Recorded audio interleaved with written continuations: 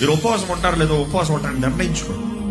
కనీసం నేను చెప్పేది 21 రాత్రులన్నా తిండి మాని, మార్నింగ్ తినండి, మధ్యాహ్నం తినండి. కనీసానికి చెప్తాను, కనీసం 21 రాత్రులన్నా. రాత్రికి ఆకలిస్తుంది అనుకో, ఆకలి అన్న ప్రతిసారి ప్రార్థన చేయండి. ఆకలి అన్న ప్రతిసారి ప్రార్థన చేయండి. కొన్ని హెచ్చరికలు ఇస్తున్నా, దయచేసి గమనించండి. ఉపవాసం ఉన్నవారు సోషల్ మీడియాలో టైం గడపకండి, దిగదు.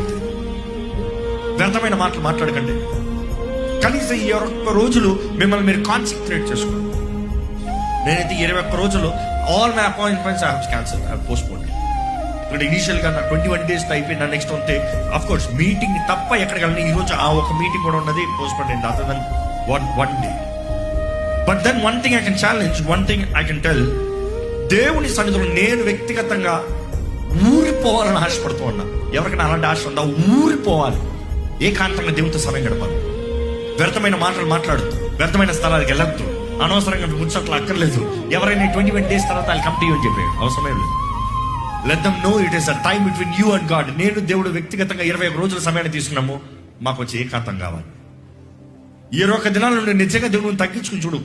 February 8th అవనే ఈ సంవత్సరం చూడు నీకు ఎలా ఉంది. ఈ సంవత్సరం చూడు, మీకు జరగబోయే కార్యాలు చూడండి, దేవుడు ఇవ్వబోయే జవాబులు చూడండి, విడుదల చూడండి, స్వస్థత చూడండి, ఆశ్చర్య సహాయాన్ని చూడండి, ఆశ్చర్య తలుపులు తెరబడుతూ చూడండి. నిశ్చయంగా చెప్తున్నాడు, పట్టు నీకుంటే దేవుడు కార్యం జరిగిస్తానికి సమర్థుడు. ఆమె